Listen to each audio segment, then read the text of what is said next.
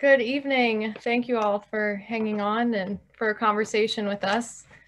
I'll give everyone a chance to turn their screens on. I want to begin by thanking our panelists who are with us this evening.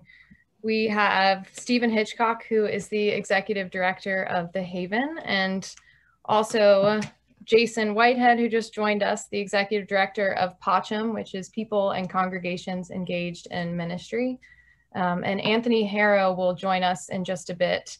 And he is the Executive Director of Tjack, Thomas Jefferson Area Coalition for the Homeless. So thank you all for taking time this Wednesday evening to be with us. And I want to thank our committee members who are here with us tonight.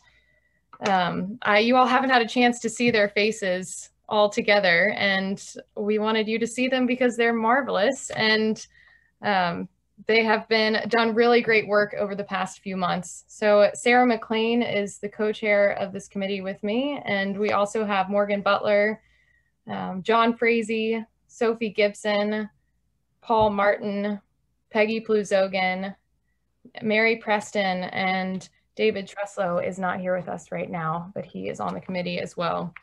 And they have been working really hard to provide some parish-wide opportunities, not just for action in our community, but also to raise awareness and promote advocacy as we strive for a more just Charlottesville. And we have been working together to merge our service calendar with the liturgical calendar, which is why this forum will be kicking off a month of Lenten service. We are excited to announce that all slots have been filled for the meals for POCHM's men's shelter in early March, and we will also be hosting a drive benefiting the Haven later in March, and Impact, we're working with Impact to advocate for housing for all, and those meetings are coming up as well. So lots to look forward to, and tonight is just the kickoff for the next few weeks and months. Tonight, our panelists are going to address the intersection between housing, homelessness, and faith. Along the way, I encourage you to submit questions as you have them. There's a Q&A button at the bottom of your screen, and that's the best way to do that. Submit them as people are talking and things come to mind. Sarah will lead a Q&A portion for the last 20 minutes, and she will gather those as you send them in. I also encourage us to keep this question in mind throughout the hour. What does it mean for us to be beloved community here at St. Paul's? What does it mean to respond to the call of Isaiah that we heard tonight, to be the repairers of the breach, the restorers of streets to live in, to respond to the call of Jesus to love our neighbors as ourselves? As Mark said in his sermon tonight, we are here for repentance on Ash Wednesday, and to repent might be translated as to turn.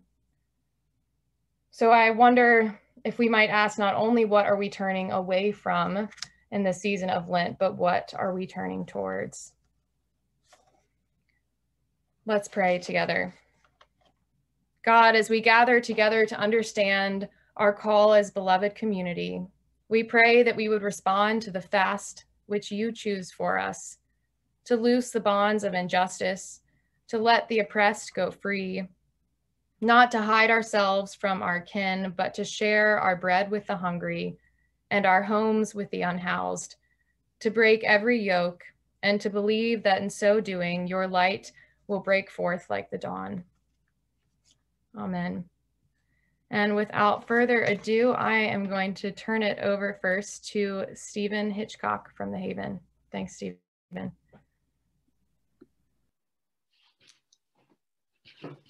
Thanks so much for having me. Am I coming through okay? You are. Okay, good. I'm grateful to be here with you tonight. And I think Ash Wednesday is a fitting day in the church year to discuss homelessness because we're faced, like literally marked with our own frailty and reminded of our mortality. And I think that's just the reality of people experiencing homelessness. And it's a reality that we've been facing in a unique way this year, faced with our own death, and kind of feels like a year of Ash Wednesdays. And so I think this part of the church year, this day in the church year, offers us a chance to lean in to these conversations and ask what it means to be people of faith, responding not only charitably but justly to the issues of homelessness. Peyton asked me to share about how my faith informs my work at the Haven, and also to address the distinction between charity and justice. And now in under a little less than 10 minutes, so we'll see how that goes. So for me, the life and faith are about connection to others, to the natural world, to God, to the self, which I guess the self for me is that connection. And so it's the first commandment, first and second commandment, love of God and love of neighbor, that really are the animating force behind the work that I do. And I guess I would say love of God as love of neighbor, or love of neighbor as love of God. I think of a particular passage in 1 John chapter 4 that I come back to, which is a kind of an orienting passage. And in chapter 4, verse 7, there's the sort of famous phrase, God is love. And then it goes on, in a few verses later, it says, if we love one another, God lives in us, and God's love is made complete in us. And I really like that, because it takes this large concept and translates it into lived experience. And so I would say, for me, that is the kind of compass of my faith, love of neighbor as love of God. I was trying to explain this to my 5-year-old, and sort of unsuccessfully. I mean, we were having this conversation, which I'm sure many of you are familiar with. How much do you love me?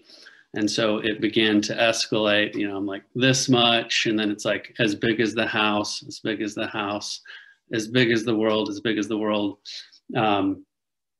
more than the stars, more than the stars. And and the comparison began to like sort of morph a little bit, and like it was like more than God. And I was like, well, so and I came up with this answer, which I'm kind of proud of, I have to say, that God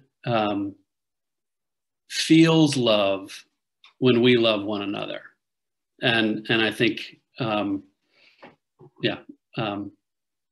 what it's worth, that's where I've landed now with my 5-year-old. That's what you get. So I want to just quickly, with the rest of my time, talk about the distinction between charity and justice. I did not start my timer, so I just did. So Peyton, you can, I don't know, You have plenty of time. harangue me when it's time. So I want to start with a question for you all, which is, why do you live your life the way that you do? Like, what are you striving for? Why have you built your life in the way that you have? And I would venture to say it's not because you want to just survive, though again, this year has brought us much closer to our survival than we have been, I think, for a lot of us, at least for a long time, and certainly in this country. But not simply to survive, but to flourish, right? To thrive.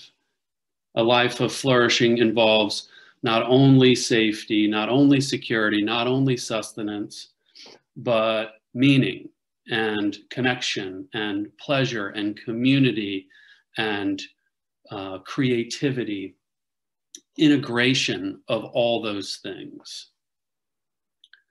A colleague in Fredericksburg, and I mentioned this to Peyton when we were talking about this, likes to say that people don't become homeless because they run out of money. They become homeless because they run out of relationships. And I think that there's a lot of truth to that. Not that money isn't important, but the fact of the matter is, if I ran out of money, my family, my friends would not let me fall into homelessness. They literally would keep me afloat.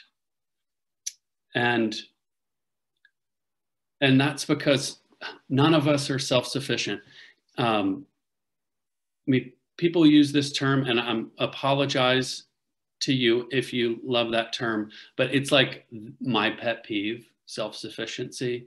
I think, it's like the thing, one of my friends says, what's the thing that, like, if you're out and someone brings it up, that you're like willing to risk, like, making a faux pas or an idiot of yourself? Self-sufficiency is that. Like, I would probably say this, probably am saying this to the wrong group of people.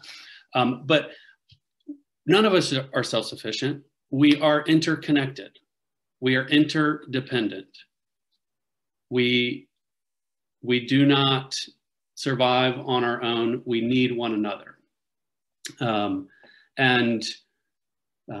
I think that's why we gather. I mean, one of the main reasons why we gather as in faith communities, why even virtually, because we're interdependent.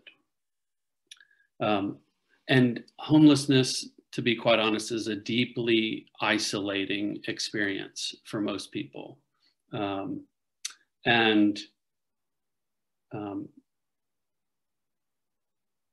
People all over our country are experiencing homelessness right now, hundreds of thousands of people. And here's where I want to sort of draw this distinction between charity and justice.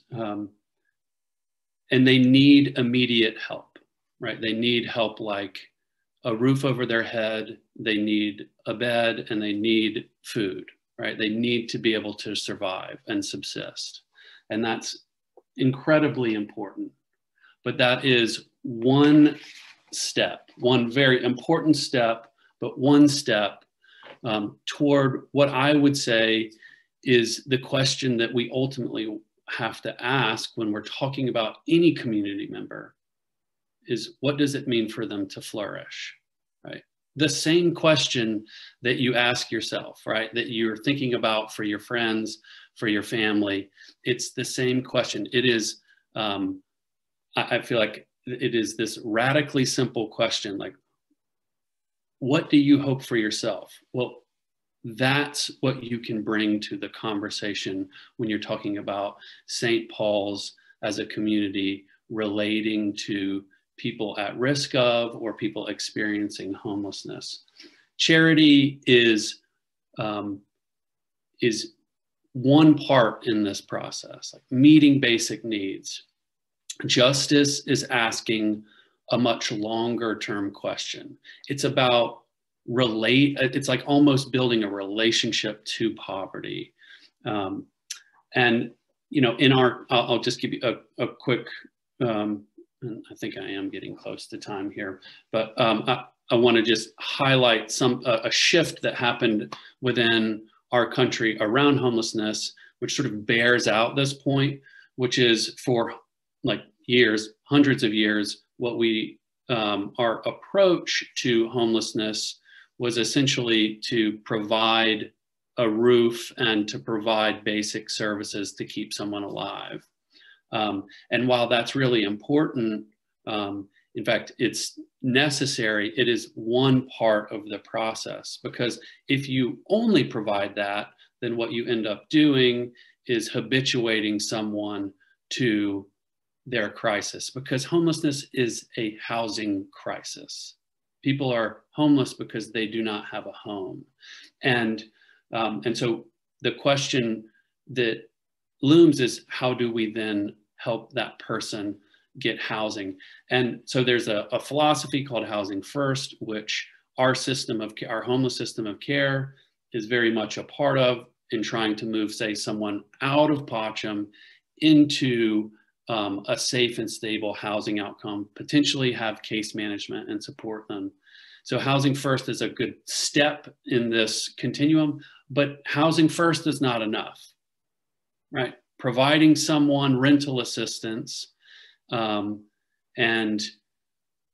a platform for staying housed is also not enough, because it doesn't answer these questions, or it doesn't respond to these larger questions about integration, right? And the things that the person who's most likely to become homeless is someone who has experienced homelessness before. So what does it mean to build community? And I'm not going to answer that question because I don't think that I have the answers to that question, but I have some thoughts on that. But that to me is a big question for the faith community, for St. Paul's. What does it mean to be a community for those who have not had community? And maybe I'll just stop there. And I'm not going to stop there, because I'm now going to introduce my friend Jason. So Jason Whitehead is the executive director of Pacham. He is also my doppelganger. Jason and I have been confused as the same person for many, many, many years. And I apologize for that, Jason. He is a colleague and friend. He is a writer, a journalist, has been a journalist, and a very serious reader, and what I understand to be a great lover of shoes. Yeah. I try. Take it away, Jason. All right, thanks for that.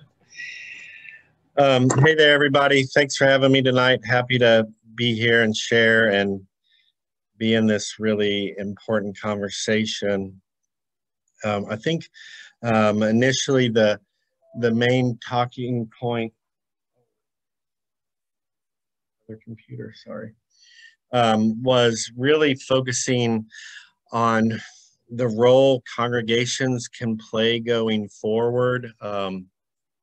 As you all know, congregations have been this just huge piece of Pacham, and by Pacham, really this emergency overnight low barrier shelter piece. And really out of the blue, or quite suddenly, the really direct way for congregations like St. Paul's, who's hosted both our men and women shelter populations in recent years. All of a sudden, that real direct service way was taken away. Really, what it's been about 11 months now since that happened. First, I kind of wanted to step back real quickly and kind of address the question of how faith informs what I do or what we do. And me personally, I was raised in a very religious household, and one thing and maybe this is unique to the 80s or the 90s even, but one thing my father would note quite often was what he saw as kind of a lack of a direct impact on local communities that churches were in. I mean, there was often missions groups overseas, but it was very hard for churches to be involved with the need that was only 2 blocks away or 5 blocks away, or just a neighborhood away. And as as a local journalist, and this is going back now, I think almost 12 years, but what really drew me in to Pacham specifically, and this type of work overall, was the opportunity I saw, and really just an admiration for seeing local congregations. And I think Charlottesville is especially has an incredibly active social justice part of many of our local churches, but was seeing this real way for the gospels to be put into action. It was a real walking the walk type of opportunity. And in the years since, starting work, I believe 2011, so about 10 years ago with Pacham, but seeing over and over really this incredible value that that I saw in the way congregational volunteers were interacting with our guests. In particular, at some point it really hit me that, you know, our guests spend an incredible amount of time with each other and with their own peer group, and even with us service workers like Stephen or myself, or especially kind of our frontline staff or front desk staff.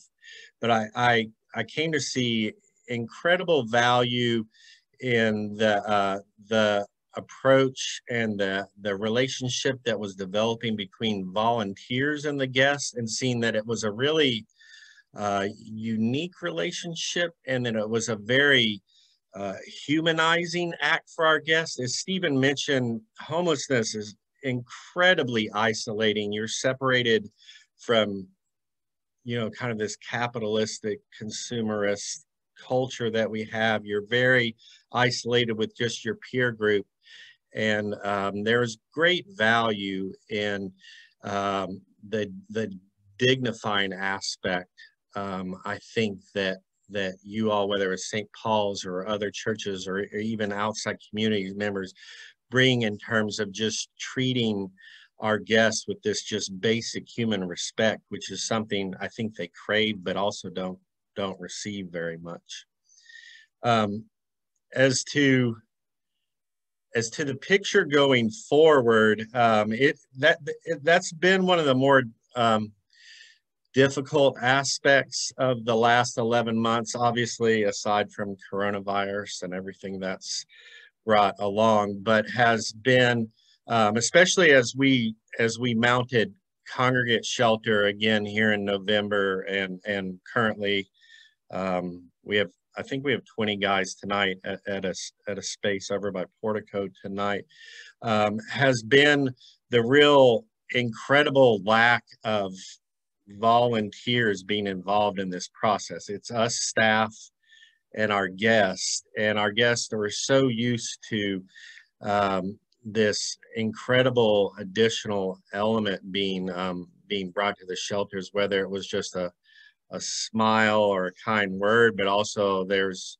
tremendous amount of activities happening.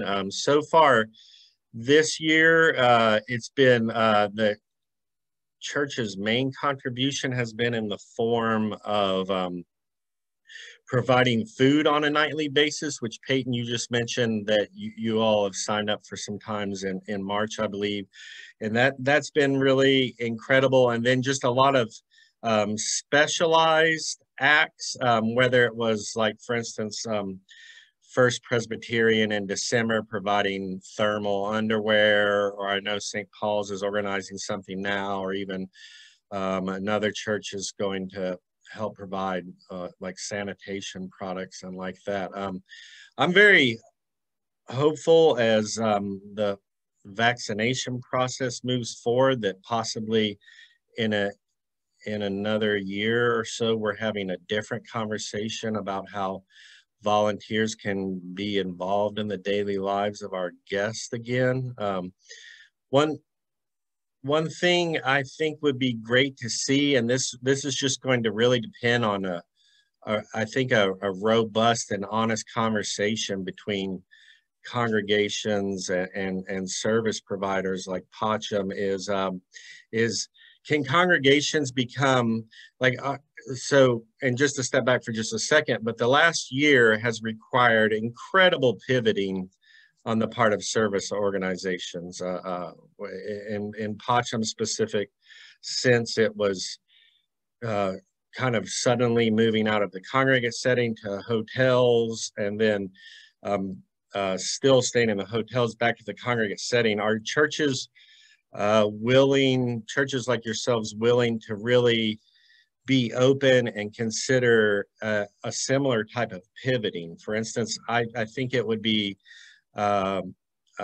really great if churches could become more of the housing conversation. For instance, if you all are aware of what Hinton Avenue Methodist is doing, for example, with their housing option in Belmont for folks with intellectual disabilities, or there's another congregation in town, New Beginnings, who actually is housing people in the house next to their church site. I know we have a guest there.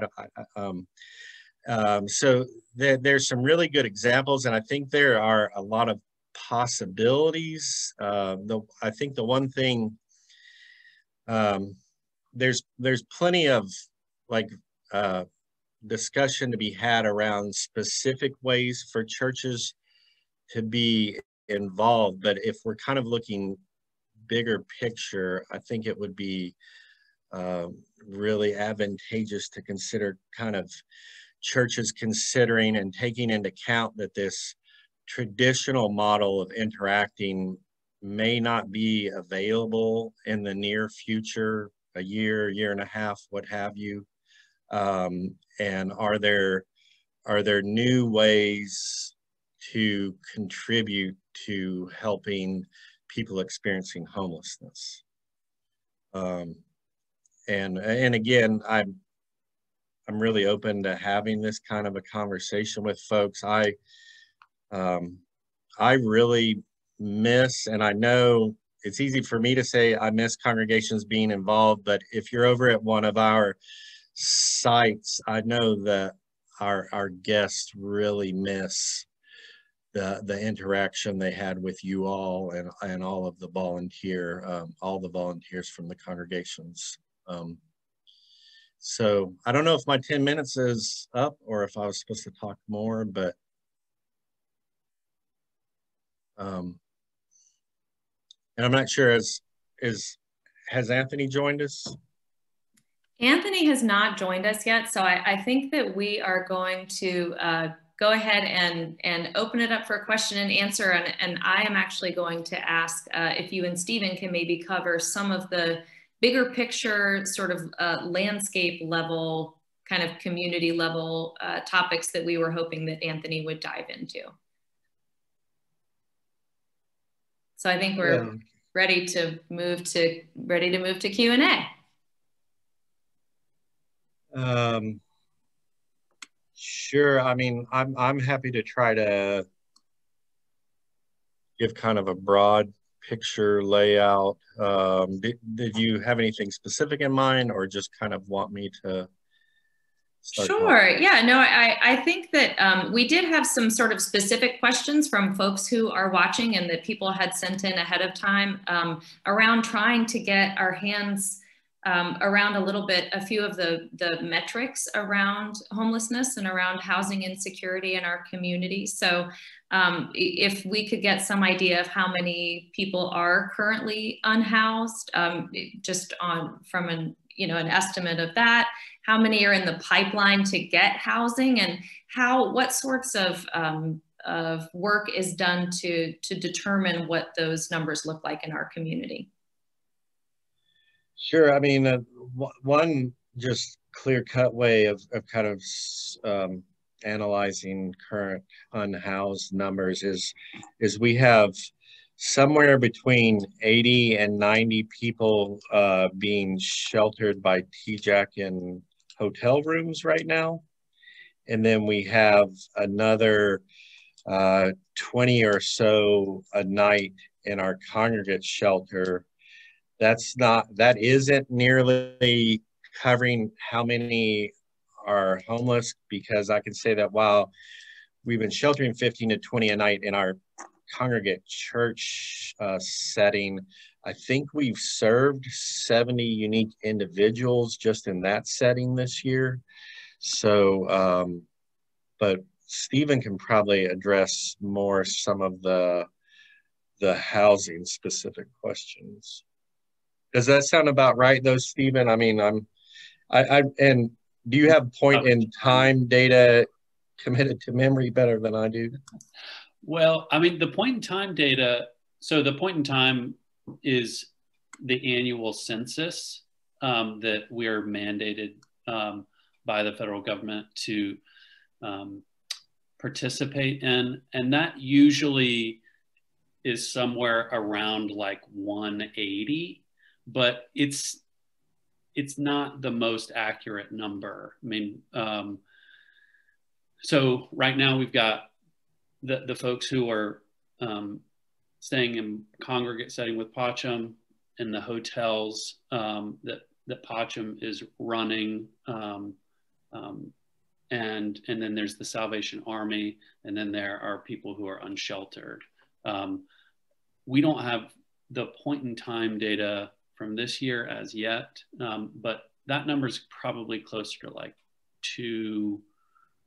220, I think. So yeah, that's kind of the general number that we're talking about. In terms of how many people are being housed, that's a good question, Sarah, because I don't know that I could speak for all of the programs out there. So like with the Haven, we have, we're talking about 115 people that we would house over the course of a year. Just above that, households that we would prevent from becoming homeless. So there are a lot of people who are unstably housed. And those housing programs are both public funding and private. So like there's public and private. And then there are other, Pacham, I mean, Jason can speak to that, has a housing program.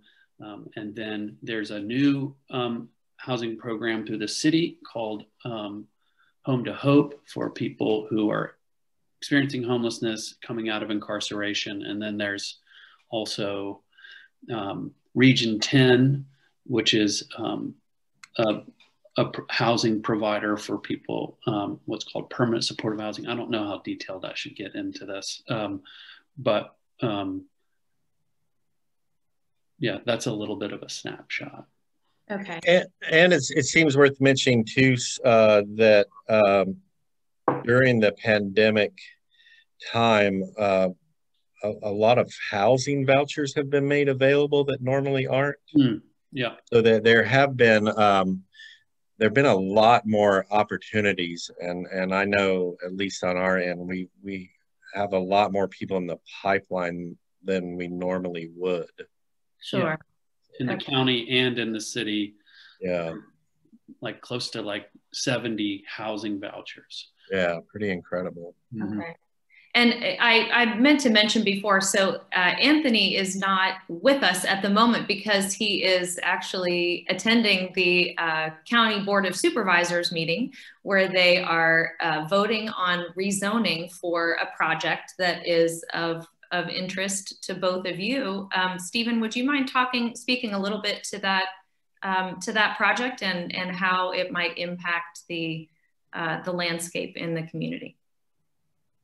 Well, I'll say a little bit, but Jason should speak because it's going to be very much staffed by Pacham. But so what during the pandemic, and this happened across the country, communities were experiencing, were scrambling to shift their systems of care and how they were providing shelter. And so all of a sudden folks were up in hotels, congregate not being so safe with the pandemic.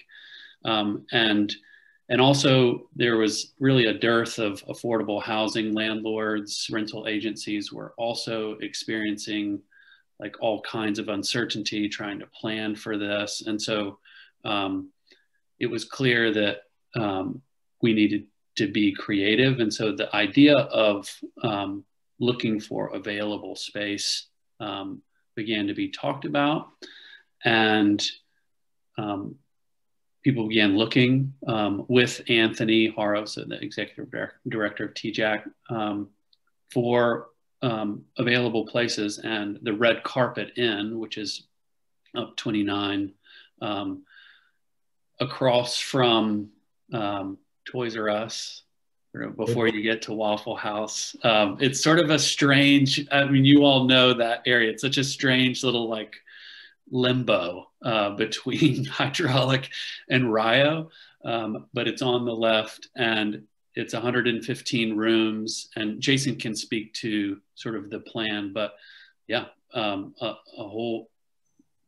group from the Community Foundation to state funding to partnerships with Piedmont Housing Alliance and Virginia Supportive Housing. Virginia Supportive Housing runs the crossings at 4th and Preston, all partnered to make it a reality. And Jason, do you want to speak a little bit to Pacham's involvement with that moving forward?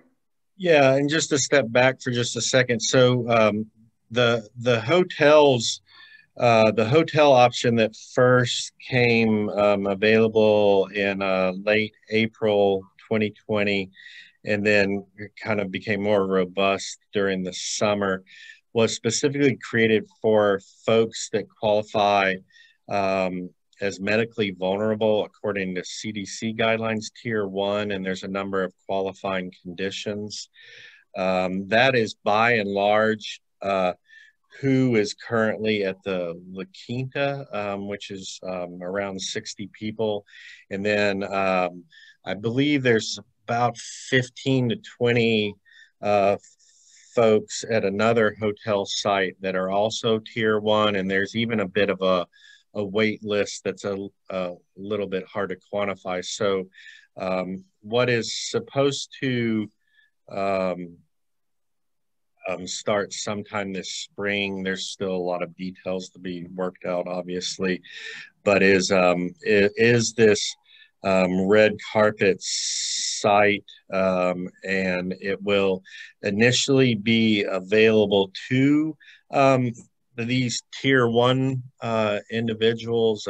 Some of the conditions are like COPD or type 2 diabetes or heart issues, cancer issues, things of that nature. And then the real long-term effect it may have is it's currently operating primarily as an emergency shelter, and so that'll be how it will continue to operate. There's eventually plans, as Stephen mentioned, for a crossings-like facility to be built there on site. That's probably, it sounds like 2 years down the road from happening. So, and then after that, a Piedmont Housing Alliance facility as well on that site. But in the interim period, it's going to act as emergency shelter, and there should be enough space for folks that are not tier 1 as well. So I think the intent at this time is that there will not be a version of Pachem next season that's church-based, still based largely around pandemic concerns. But I'm probably skipping over something significant, but that is, and so at this point, Pachem is being asked to staff that, and right now we're really just internally and externally trying to work out what that looks like, to try to make it safe and sustainable for everybody involved. And feel free to ask any questions about that. Sure. I think that we're going to kind of pull the conversation back out of the weeds a little bit and look sort of bigger picture to some of our earlier themes that we were talking about. So I'm going to read a question that came in from one of the attendees. So Stephen's statement that homelessness is often the result of a person running out of relationships is so compelling. I'm so grateful that organizations like The Haven and Pachem are helping to promote the basic sustenance needs, but I'd love to hear more about what we can do as individuals and a congregation and society at large to help those in this position start to build the relationships and the connections they will need to truly flourish. So given obviously that it can be challenging to build relationship, especially in the midst of a pandemic, right? And especially with folks who have lives that are very different than ours. What are ways that we can best be in relationship with our homeless and with our housing insecure neighbors? How can we contribute to their flourishing? Well, I can start. I would say in a couple of ways. Obviously, right now it is it's a challenging time to volunteer, like in either of our organizations. But I would say that holding out hope that we will move through this, that there's no substitute for proximity. So ways in which you can engage interpersonally with people who are housing insecure or experiencing homelessness, there's no substitute for that. And that may come in more of like a charitable act, like serving in one of our organizations. But when talking about sort of like the larger question of housing, I mean, there are lots of models out there. Jason was speaking to some of them, but I know I've been a part of faith communities that had housing societies, right? That had actual like different houses that they would, that they used their resources to purchase and to be a part of affecting the affordable housing landscape. I mean, I noticed some of the questions. I mean, Charlottesville is a very desirable place to live. We are all watching it change under our feet. And so like volunteering can also look like advocacy for fair housing policy. It can look like using your like housing that you might have to rent. I know Casa Alma, the Catholic worker in town, had I haven't heard much about it recently, but like partnering with, I think, parishioners at Church of the Incarnation to use their homes for that purpose, or like apartments for that purpose. And maybe Jason can speak to this. I mean, I think there's a big question too around like, what does it mean to provide peer support, even if it's not like formally bringing someone, like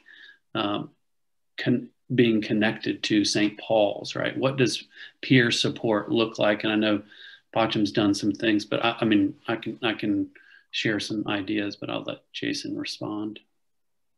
Yeah, the only thing I was going to add, because Steve is exactly right. Like, our folks often end up with us because of just all of these broken relationships. The one thing I feel like I've seen in terms of volunteer outreach is you also see kind of an incredible lack of self-esteem amongst our guests, and I do think that is often built back up by just being kind of dignified, by being just treated like a normal human being and not like a specialized class. Or you know, sometimes it's just really simple things like this is going to seem pretty trivial, but like I stopped by our men's site the day after the Super Bowl and noticed that the church who had dropped off the food the previous evening had also dropped off a bunch of individualized cupcakes with like little plastic football things stuck in them. And there was just something that felt like really kind of special about that, and even kind of recognizing their value. I didn't get a special Super Bowl cupcake. So, but there are a lot of like, just like kind of little ways. I mean, obviously a lot of interaction has been restricted, but I do think part of our battle is just building folks' self-esteem back up and making them feel like they're worthy and worth kind of what we see, you know, as whether it's housing or whatever. Because a lot of times I feel like as someone who works with our guests, a lot of times you're trying to even convince them that they're valuable enough to invest this energy in, or even take advantage of these opportunities. So, sure. Yeah, that makes a lot of sense. So in addition to, I really appreciate the way that you talk about the lack of relationship really being such a huge, oh, there's Anthony, having such a huge impact. What do you see as some of the other, hi, Anthony. What do you see as some of the other major problems that lead to homelessness, and how might some of those issues be being addressed here locally? And Anthony, if you heard that whole question, I'll just throw that to you.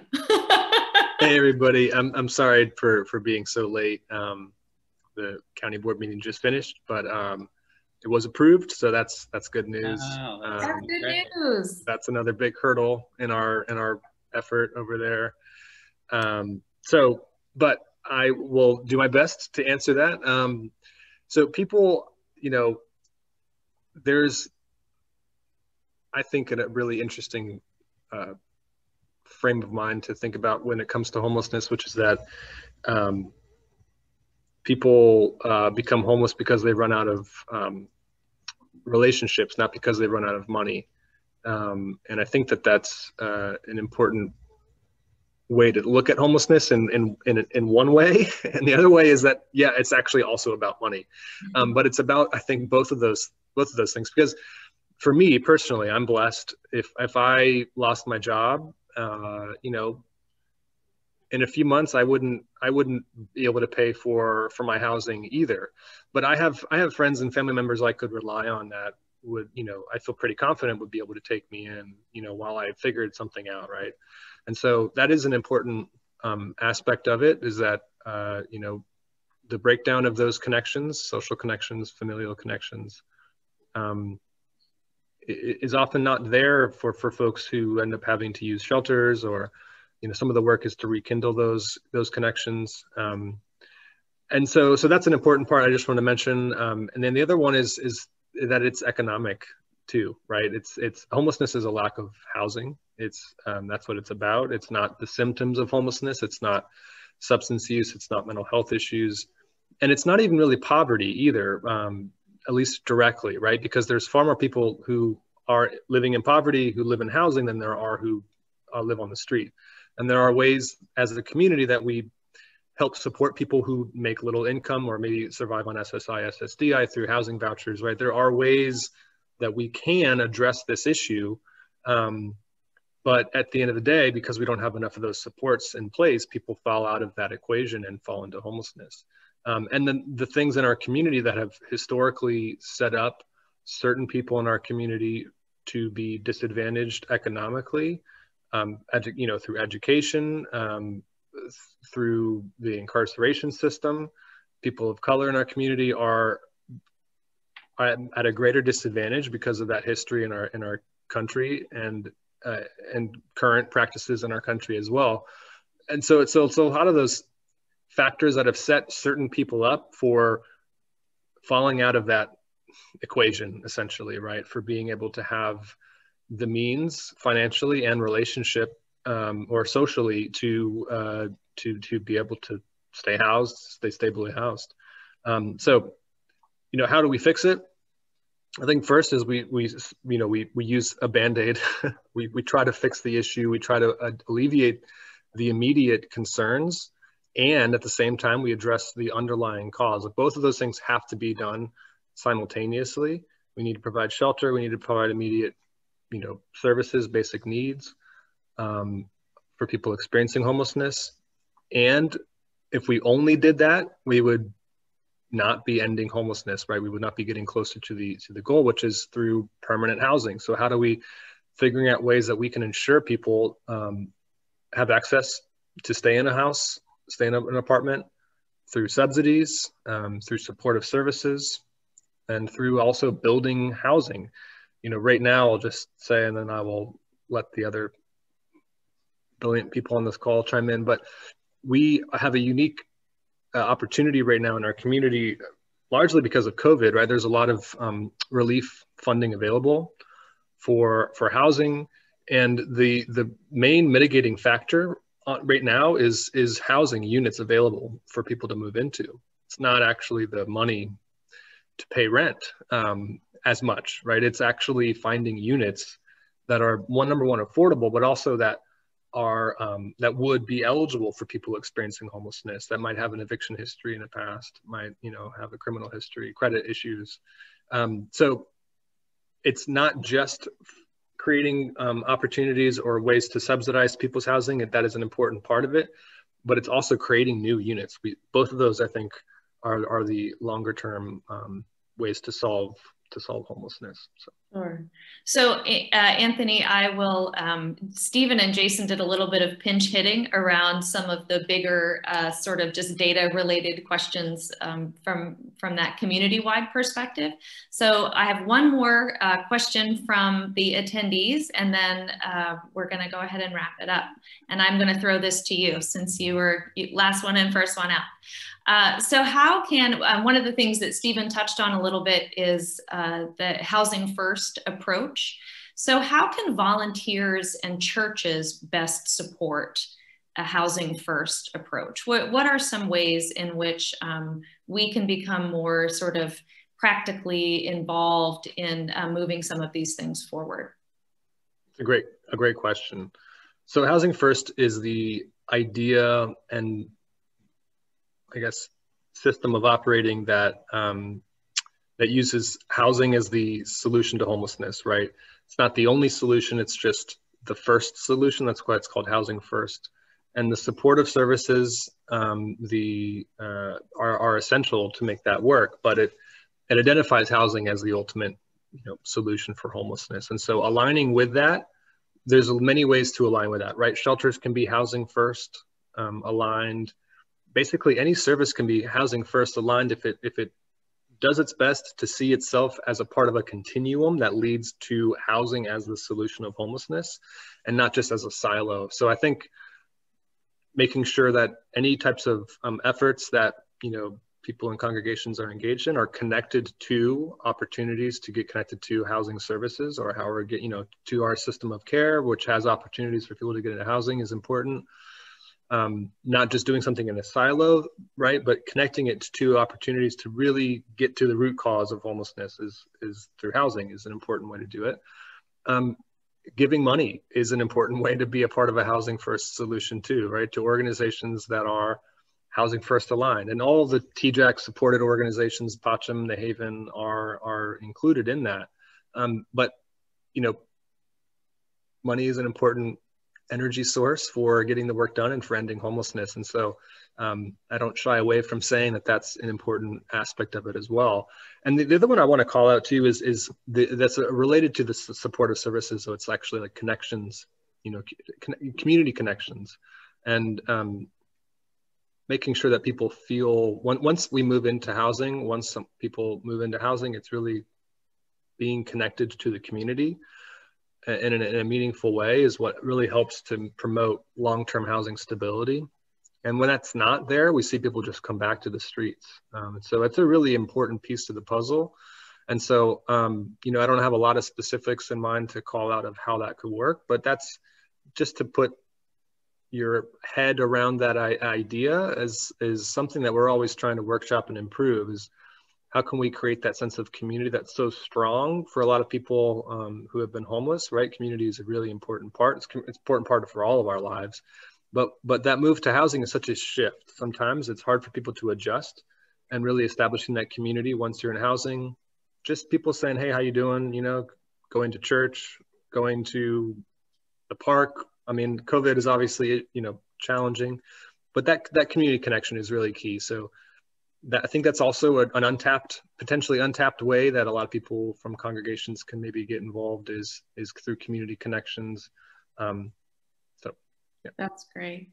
Well, we are going to need to end here. And given how many questions we had from the audience and how much engagement there was, it is pretty clear that we would be able to continue this conversation for another hour and hold you hostage for a while. But instead, I will say thank you to all of you so much for being with us this evening, for all of the amazing work that you do in the community, not just supporting our neighbors, but really loving them in a meaningful and visible way. And it is sets a really powerful example for all of us. So I'm going to wrap us up with just a few announcements, because we can't seem to end a church meeting without some announcements. So I'm going to go ahead and just say a few things, and then I'll close us in prayer. So to everyone on the call, signups for the Pachem meals. So Jason, this was to your comment earlier, are full.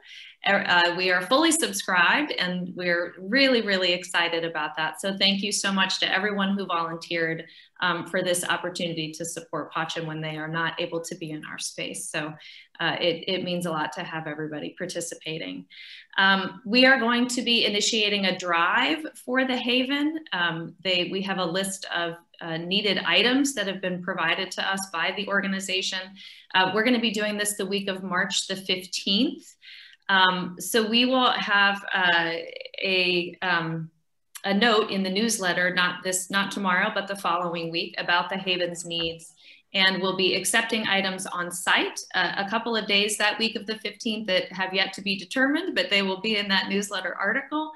And finally, one of the questions that we had that we didn't have an opportunity to get to was about impact. And impact, one of their focus areas is on housing. So that is another way that churches are getting involved in this important work. And so St. Paul's Impact meeting will be on February 23rd.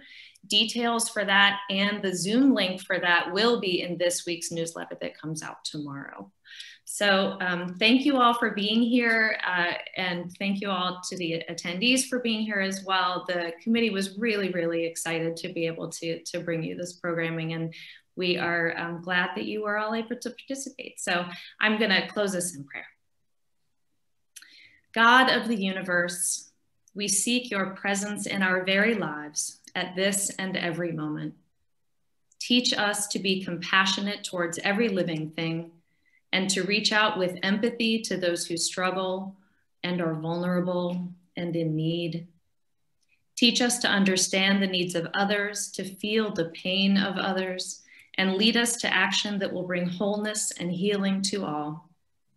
Lead us to action, to extend our hands to the needy, to open our lives to others, to feed those who are hungry, to seek, to bring healing to the sick, to help clothe those who lack sufficient clothing, and to bring those who are homeless into safety and shelter. As we go out, remind us that we do not go alone.